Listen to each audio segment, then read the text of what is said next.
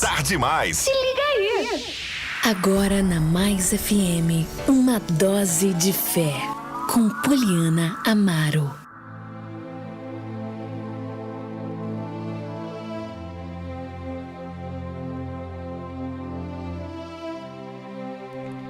Muito bem, meus irmãos, nesse momento eu quero compartilhar com você uma dose de fé da Palavra de Deus, 2 horas e 34 minutos, e seguindo na série de Evangelhos, hoje vamos pegar aqui no capítulo 11 do Evangelho de Jesus, segundo escreveu Mateus. No capítulo 11, logo nos primeiros versículos, Jesus ele dá um testemunho acerca de João Batista.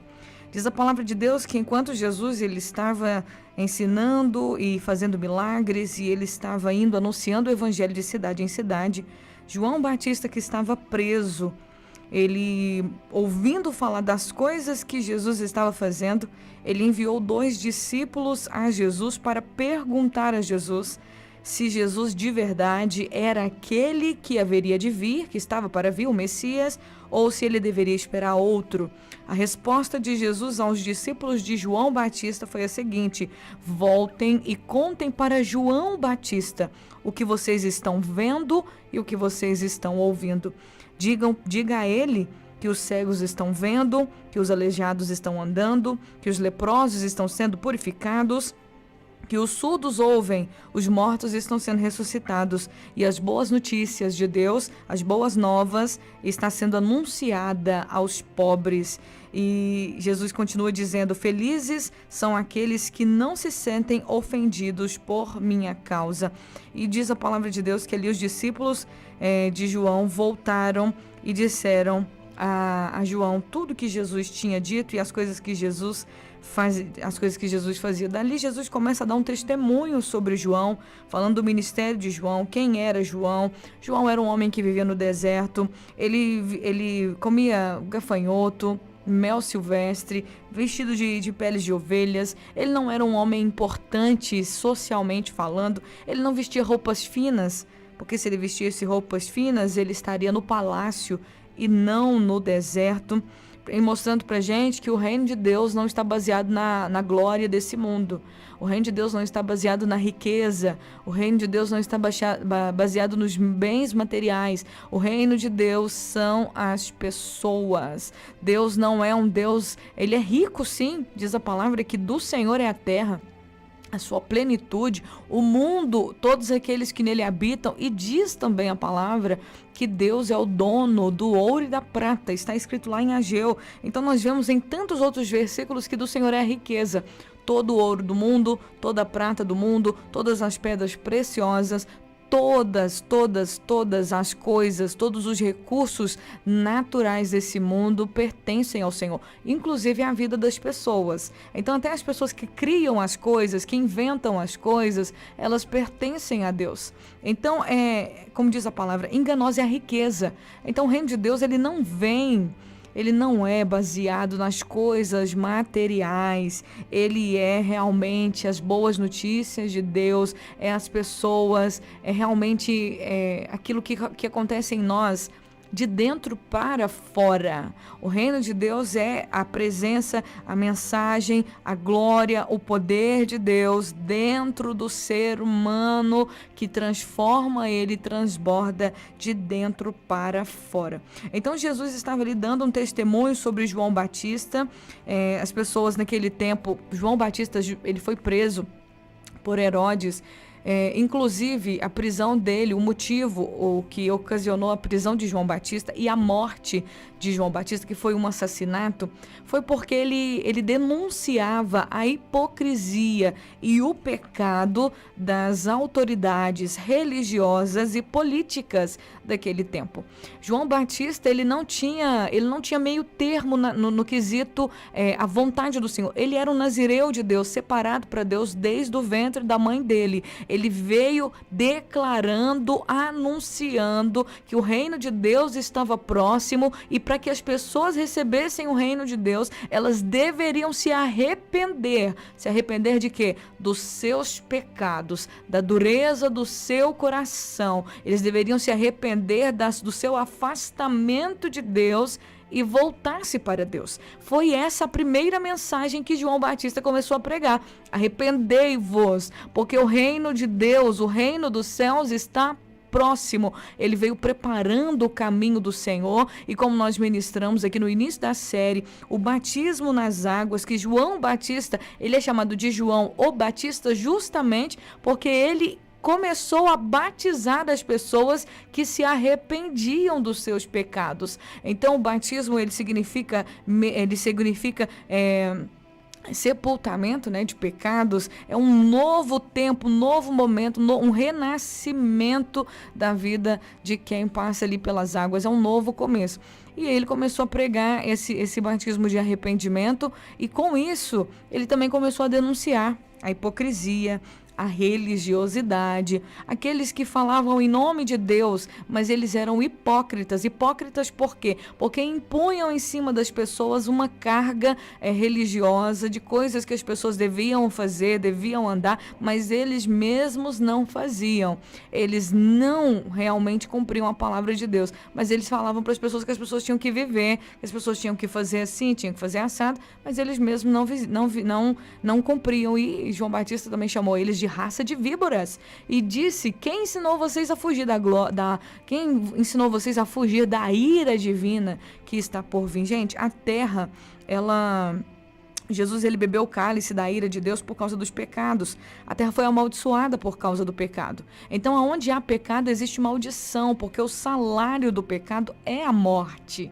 O salário, a recompensa, isso já está determinado desde o princípio, quando Deus diz para Adão e para Eva: se vocês comerem da árvore que está no meio do jardim, se vocês desobedecerem a única ordem, a única lei dessa casa, no dia que vocês desobedecerem, a morte vai entrar na vida de vocês. Então, o salário do pecado é a morte. Mas para ficarmos livres do salário do pecado, a gente precisa se arrepender, aceitar o reino de Deus, dizer ao reino de Deus: seja bem-vindo na minha vida. Eu quero o reino de Deus na minha vida. Então, João Batista, ele começou pregando no deserto, ele batia de frente mesmo, ele denunciava o pecado dos religiosos e das autoridades políticas. Ele foi preso porque ele denunciou, ele falou na cara mesmo o pecado de Herodes. O rei Herodes, naquele tempo, ele tinha um relacionamento ilícito com a sua cunhada, esposa do seu irmão, e na lei não podia acontecer isso. Na lei daquele tempo era impróprio acontecer o que tinha acontecido. E o Herodes, ele estava casado, ele estava tendo um relacionamento com a sua cunhada. E isso foi denunciado por João Batista. Isso causou dentro de Herodias, que era a esposa, a irmã, na verdade a esposa do irmão de Herodes, uma certa raiva, um ódio. Porque quando se denuncia o pecado de alguém, quando se fala que a pessoa está errada, a pessoa que está errada fica num ódio, né? E aí a Herodias ficou num ódio e fez com que Herodes prendesse ali o João Batista, e depois eles fizeram, a esposa, né, essa mulher aí que era amante do Herodes, mas a filha dela, fizeram um complô para que a cabeça de João Batista fosse levada numa bandeja. Gente, olha só para você ver como que um homem de Deus, cheio do Espírito Santo, a voz do que clama no deserto, que era João Batista, ele foi decapitado. Cortaram a cabeça dele, colocaram a cabeça dele numa bandeja e levaram ele no meio de uma festa, no meio de todo mundo. Mas assim, Deus honrou a vida de João. Deus honrou a vida de João Batista. Porque Deus, ele jamais desampara os seus. E a vingança do Senhor, Herodias, todo mundo recebeu sua devida recompensa por essa atrocidade. Diz a palavra do Senhor aqui no versículo 12, Jesus, a partir do versículo 15, Jesus disse: quem é capaz de ouvir, ouça com atenção. A que posso comparar esta geração? Ela se parece como crianças que brincam na praça e se queixam aos seus amigos. Tocamos flauta e vocês não dançaram. Entoamos lamentações e vocês não se entristeceram. Quando João apareceu, não costumava comer e nem beber em público, e vocês disseram: ele está possuído por demônio.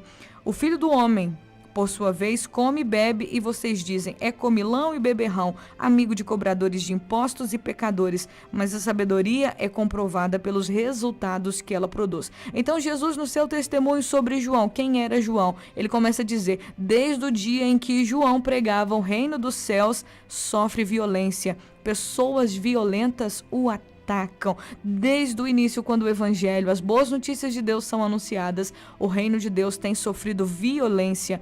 Pessoas violentas têm atacado aqueles que pregam a verdade da palavra de Deus. Gente, a verdade é uma só, e a verdade é Jesus. E quem é realmente de Jesus prega a verdade realmente nua e crua, sem ficar passando a mão na cabeça de ninguém. Nós não podemos pregar um evangelho baseado no público. Temos que pregar o evangelho baseado no que o Senhor Jesus nos ensinou. Não podemos pregar um evangelho para agradar A, B, C ou D. Não podemos pregar uma palavra ou ensinar algo para alguém simplesmente porque aquela pessoa é uma pessoa de autoridade, é uma pessoa influente. Então eu vou fazer uma pregação aqui para agradar. Não. Se você faz isso, no nome de Jesus, seja um pregador genuíno da palavra de Deus, mesmo que a sua pregação faça com que nem todo mundo goste de você. João Batista, nem todo mundo gostava dele. E nem todo mundo gostou de Jesus. Tanto que mataram Jesus e mataram João Batista também. Porque a verdade, ela não é aceita pelos violentos, pelas pessoas perversas. Nunca aceitaram e nunca vão aceitar. Mas nós não podemos basear nossa mensagem nos ouvintes.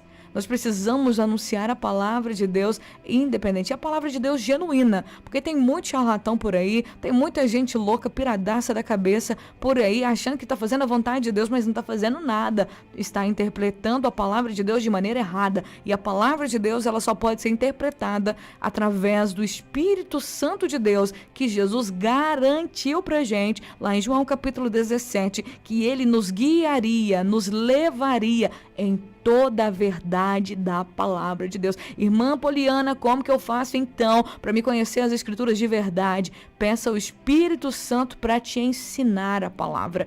Pegue a Bíblia, leia ela pedindo, Espírito Santo, me guia na palavra, me livra do engano. Peça ao Senhor, eu faço essa oração todos os dias. Senhor, me livra do engano do meu coração e do engano dos falsos profetas, dos falsos mestres. Me livra do engano dessa geração.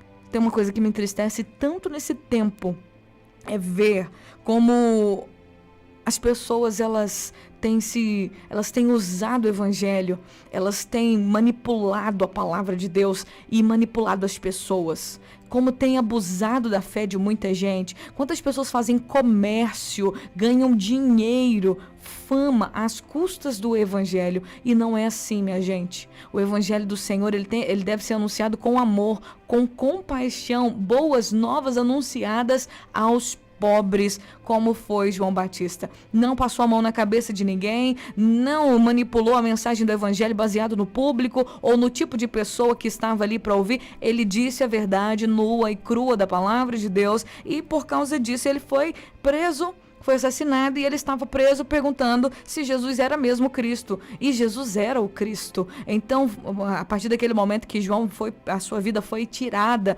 Jesus continuou o seu ministério. A partir do momento que a vida de Jesus na terra foi tirada, os discípulos de Jesus continuaram seu ministério. A partir do momento que a vida dos discípulos de Jesus foram tirada da terra, os outros discípulos continuaram o ministério. E daí em diante nós anunciamos o evangelho do Senhor Jesus. Não podemos pregar um evangelho baseado na nossa vontade e nem na vontade de homem algum. A palavra deve ser direcionada pelo Espírito Santo de Deus. Eu não posso pregar uma palavra para agradar as pessoas. Eu preciso mencionar, ensinar, corrigir, exortar, segundo a vontade de Deus. Jesus estava perguntando, a quem eu posso comparar essa geração? Porque elas são como crianças na praça. A gente tocou a flauta, você não dançou. Nós cantamos um lamento e você não dançou. Ou seja, nada agrada essas pessoas. Nada agrada essa geração. Quando não é uma coisa é outra. O culto hoje está frio. Eu não gosto desse tipo de pregação. Eu não gosto disso. Eu não gosto daquilo. Eu não gosto daquilo outro. Gente, não é assim. Jesus estava dizendo, olha, João Batista estava no deserto. João Batista não estava comendo nem bebendo com ninguém. E ele estava falando que João Batista era endemoniado, porque ele não comia na frente do povo. Aí agora veio eu. Eu estou aqui pregando, comendo com vocês, eu estou sentado com os publicanos. Aí agora todo mundo me chama de comilão e beberrão. Me chama de uma pessoa que fica sentado com os cobradores de impostos. Me chamam aí de amigo dos cobradores de impostos e pecadores. Mas eu vou dizer para vocês uma coisa. A sabedoria é comprovada pelos resultados que ela produz. Você vai saber quem é de Deus, quem de verdade ensina, quando aquilo que a pessoa ensina, a sabedoria dela produz de verdade resultados, bons resultados, resultados de vida. Jesus falou, vocês vão conhecer quem é de Deus, é pelas obras, é pelo que faz, é pelo tipo de fruto que produz, é pelo tipo de resultado que produz, é pelo tipo de vida que a pessoa vive. Se a pessoa realmente é uma pessoa piedosa diante de Deus, se anda na palavra de Deus. Tem muita gente aí usando a palavra de Deus para justificar seus pecados. Gente, crente, pastor, que fica pecando aí, escandalizando realmente o evangelho do Senhor Jesus, está por fora, coitado, vai perecer no dia do juízo. O que adianta ganhar o mundo inteiro e perder a alma? O que adianta pregar para todo mundo e ir para o inferno? Oh, Jesus, que o Senhor nos guarde, que a gente possa entender a sabedoria comprovada pelos resultados que ela produz, que nós possamos produzir resultados de vida no reino de Deus. Filho de Deus ama. Filho de Deus obedece os mandamentos do Senhor. Um filho de Deus perdoa. Um filho de Deus procura obedecer a palavra de Deus. Um pregador genuíno do evangelho, ele procura andar certinho, exatamente. Ele procura não sair do ensinamento genuíno do evangelho do Senhor Jesus. Que nós possamos pedir ao Senhor sabedoria para vivermos esses dias tão difíceis que nós temos visto sobre a face da terra, de tanto afastamento, frieza, manipulação, de muita gente que usa da palavra de Deus para poder ter ganho financeiro, para poder crescer na vida. Que Deus nos guarde dessas pessoas e levante a sua igreja firme, forte e poderosa para a glória do seu nome. Te convido a orar comigo. Senhor, obrigado pela tua palavra, Jesus. Ó Deus, é difícil agradar, né, as pessoas. Nós somos tão complicados, nós somos complicados. Eu vou me incluir no meio, porque a gente precisa aprender com o Senhor, Deus.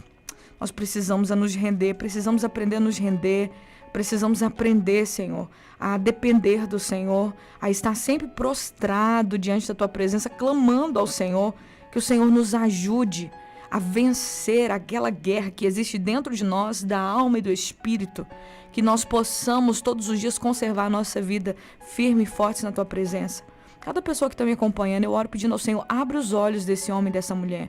Deus, fortalece a tua igreja, livra a gente do engano, dos falsos profetas, dos falsos pastores, dos falsos irmãos. Livra-nos, Senhor, do mal. Conserva os teus filhos, conserva, Senhor, a tua igreja em santidade, separada para ti, vivendo uma vida, Senhor, íntegra na tua presença. Tua palavra diz que o Senhor nos deu uma unção.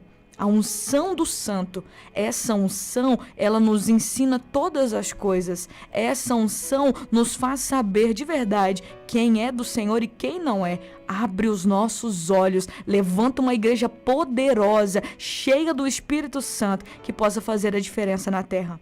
Oro também, Senhor, nesse momento, pela Ucrânia, Senhor. Tenha misericórdia das pessoas que ali estão. Senhor, tenha misericórdia. Nós sabemos que o Senhor disse que nos últimos tempos haveriam guerras e rumores de guerras. Tenha misericórdia dessa guerra, Senhor, do que aconteceu ali entre a Rússia e a Ucrânia. Que o Senhor venha guardar o teu povo que ali está, os inocentes, as crianças. Pai, estende a tua mão, que o evangelho possa se propagar para as nações, que toda a terra saiba que o Senhor é Deus e que Jesus Cristo é o teu Filho, Senhor, para que enfim o Senhor possa nos buscar, que nós possamos cada dia mais nesse tempo nos preparar para a tua volta, Jesus. Ora vem, Senhor Jesus, nós queremos a tua vinda. Ora vem, Senhor Jesus, nós como igreja esperamos, e quem ouve diga, ora vem, Senhor Jesus. O Espírito e a esposa diga, vem. Senhor, vem buscar a tua igreja, prepara-nos para esse dia, é o que eu te peço,